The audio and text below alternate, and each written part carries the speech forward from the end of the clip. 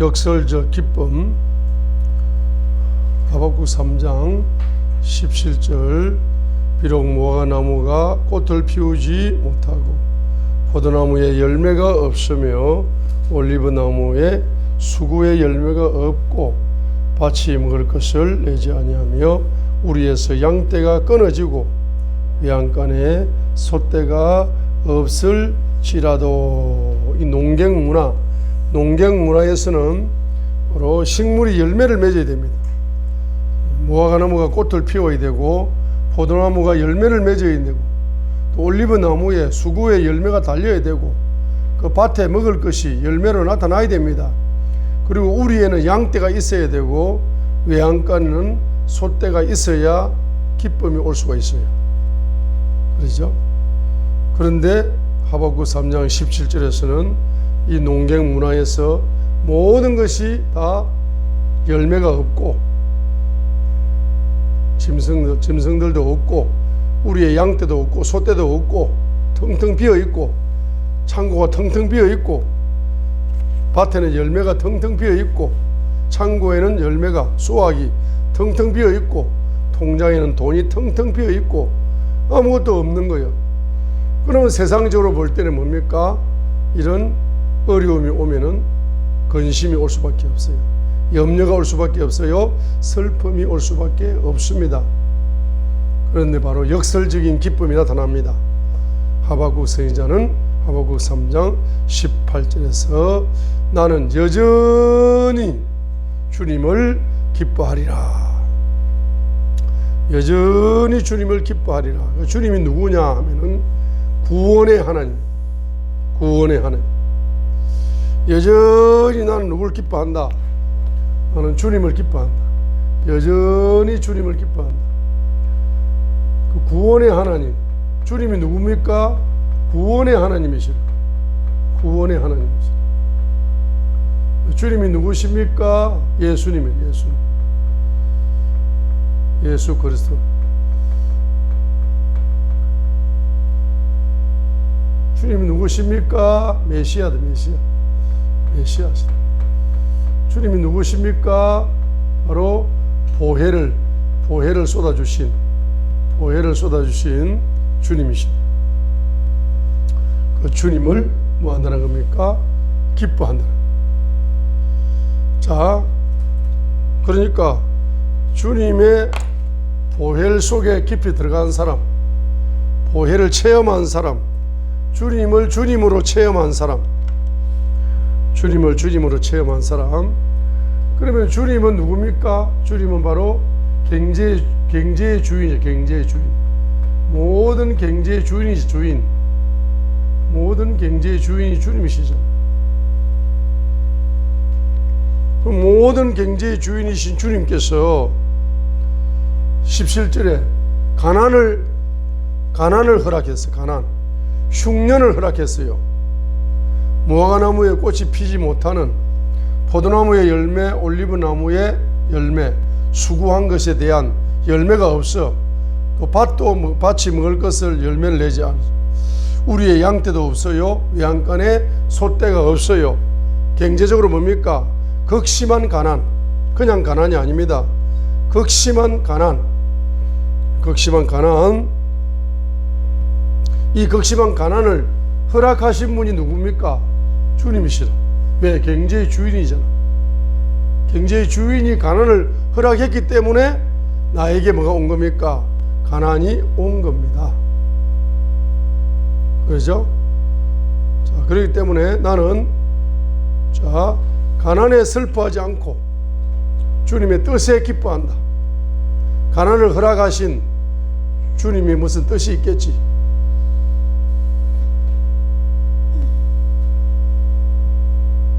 돈 때문에 울고 웃지 않는다. 가난 때문에 울지 않는다. 가난을 허락하신 주님의 놀라운 뜻이 있을 것이다. 그래서 나는 누구로 기뻐할 것이다. 물질은 가난의 슬픔이지만은 그 가난의 슬픔을 허락하신 주님의 깊은 뜻이 있기 때문에 나는 그 주님의 깊은 뜻을 발견하고 뭐 할 거다? 기뻐할 거다. 이게 기쁨의 역설이라. 기쁨의 역설적 기쁨이다.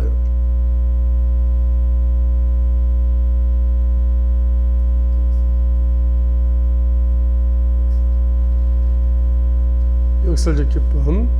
오늘 새벽에 갑자기 그 영감이 왔어요. 역설적 기쁨이라는 영감이 왔어요. 역설적 기쁨이라 생각하니까 하박국 선지자가 역설적 기쁨을 경험하고 있는 사람이다. 그러죠? 특별히 어떤 사람이 역설적 기쁨을 많이 경험한다?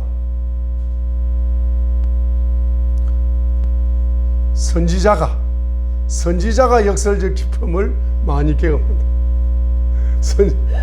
선지자의 기름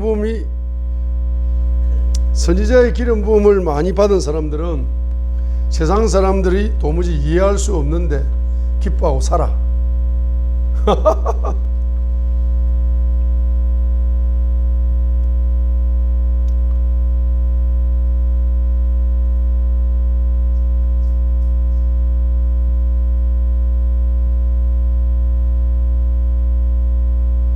지금 사무엘상 1장에 이제 예를 들면은 사무엘상 1장에 예를 들고 있는 거기에 이제 엘가나의 본부인이 누굽니까? 한나입니다. 한나. 그래 엘가나는 아주 가난한 사람이 아니고 그 당시에 좀 이제 중산층 이상의 아주 경제적으로 가난의 걱정이 없는 그러한 사람 중에 한 사람이었다는 것을 이제 알 수가 있습니다. 그래서 이제 아내가 둘이다 그러잖아. 본부인은 한나고 한나가 아기를 못 낳으니까 두 번째 부인을 들어가지고 버닌나를 들어가지고 버닌나는 자식이 있었어요. 한나는 자녀가 없었다라고 사무엘상 1장 2절에서 말씀을 하고 있습니다. 그죠? 그러니까 한나는 말입니다. 자녀를 못 낳았어요. 그리고 울며 겨자 먹기 식으로 버닌나가 첩으로 이제 자기 남편에게 들어오는 모습을 지켜봐야 됐습니다. 그런데 이 버닌나의 성품이 어땠느냐 하니까 굉장히 여자가 좀 다혈질적이고 아주 무서운 성격에 아주 얼굴은 가름하게 얼굴은 예쁘게 생겼는데 아주 성품이 말입니다. 폭군 같은, 남자로 말하면 폭군 같은 그러한 성품이 좀 아주 개팍하기도 하고 아주 막 성품이 좀 너무 다혈질이 돼가지고 남자 같기도 하고 이 여자는 얼굴은 겉으로 볼 때 예쁜데 속은 완전히 뭡니까? 폭군 같은 그런 성품을 가지고 있는 여자 같습니다. 왜냐 하게 되면은 자기가 아기를 좀 낳았다 해가지고 아기 못 낳는 본부인을 막 무시하면서 본부인이 그냥 막 숨도 못 쉬게 만드는 거라.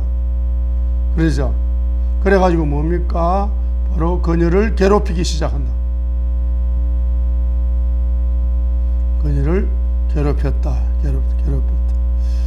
그녀를 괴롭혔습니다. 자, 그래서 이제 이 한나는 이제 경제적으로는 남편이 풍족하게 경제를 생활할 수 있도록 이제 조금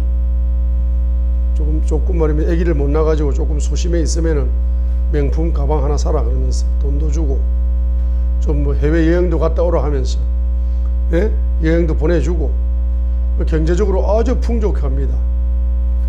경제적으로 이제 풍족하는 데서 한나는 기쁨을 누렸습니까? 못 누렸습니다. 그리고 남편의 사랑을 독차지했습니다. 버닌나가 자식을 만 낳았으면은 버닌나와 그 자식을 예뻐해야 되죠. 그런데 이 남편은 독특하게 누구를 더 예뻐합니까? 한나를 더 예뻐하는 겁니다. 그죠? 네? 그래서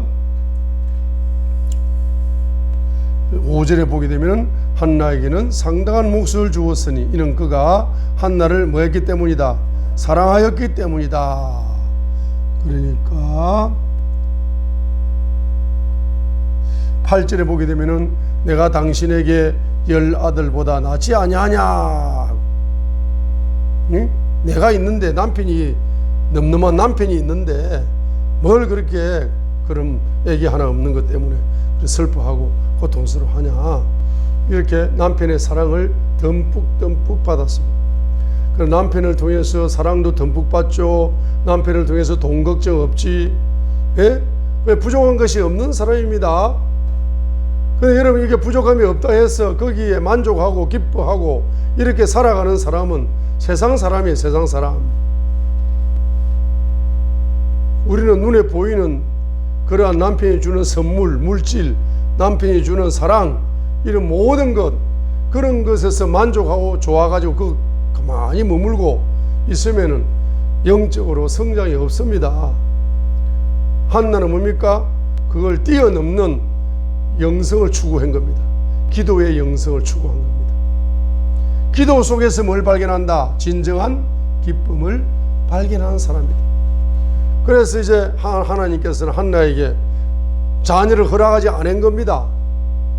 그러면 아기를 주고 안 주는 거 전부 다 주인이 하시는 거잖아.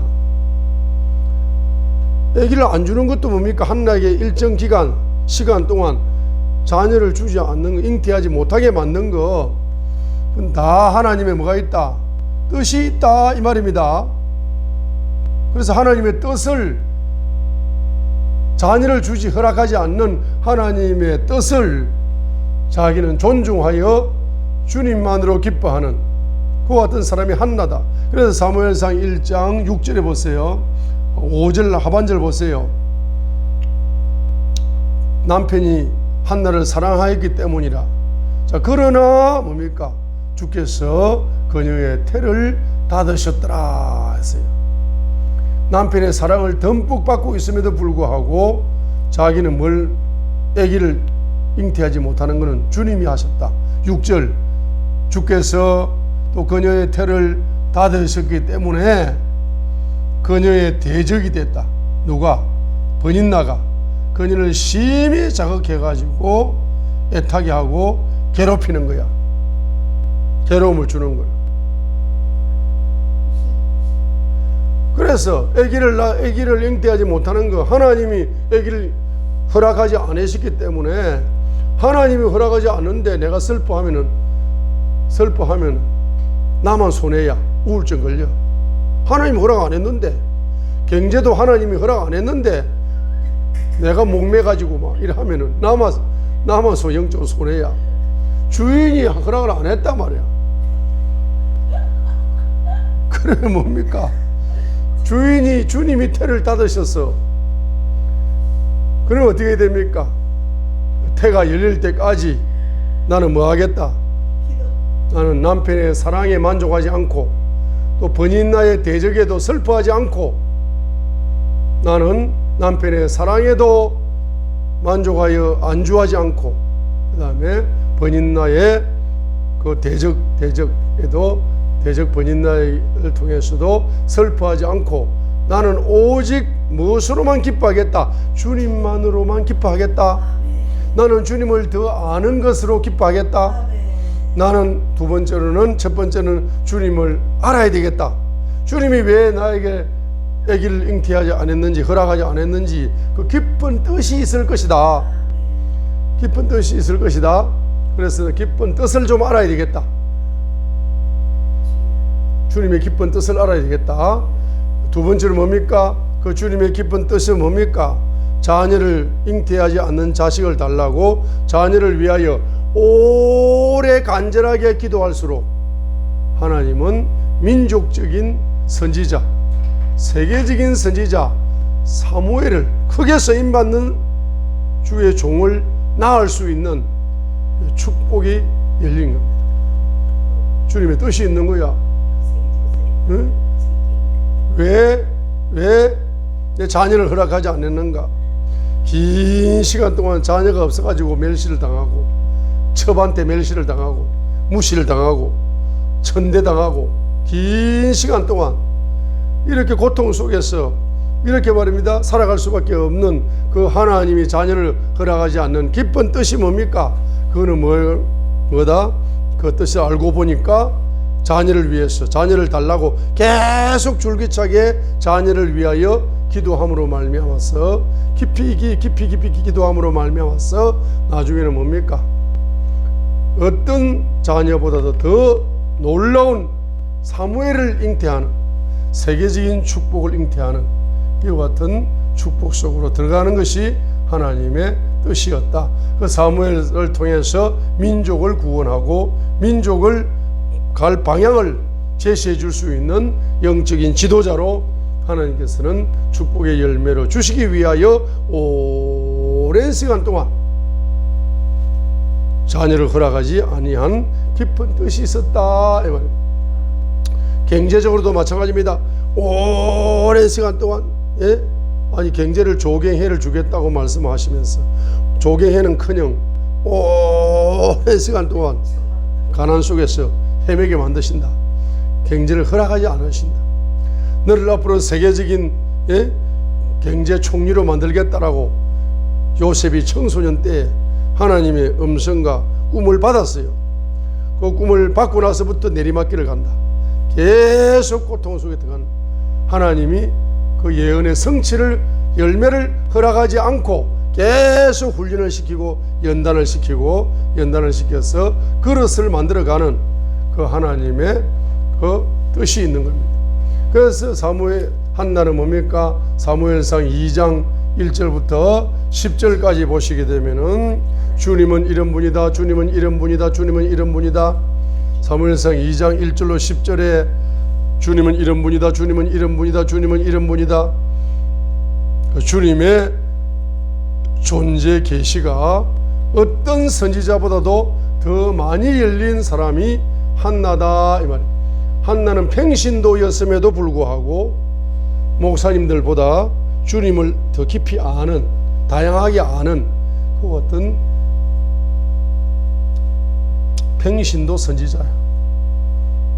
그래서 직분적인 목사님인데 선지자가 아니고 평신도 선지자인데도 목사님 선지자보다 더 하나님을 깊이 아는 평신도 선지자로 하나님은 축복해 주셔서 하나님의 존재를 깊이 알 수 있는 이와 같은 축복이 열렸을 뿐만 아니라 바로 자녀가 세계적인 사무엘이 태어나는 그와 같은 역사가 나타나게 된 겁니다. 그래서 여러분의 기쁨은 어디에 있습니까?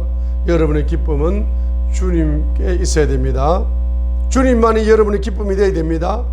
여러분의 기쁨은 어디에 있습니까? 주님의 뜻을 발견하는 것이 여러분의 온전한 기쁨이 되시길 바랍니다. 자, 그래서 두 번째로 보면은 고린도후서 6장 10절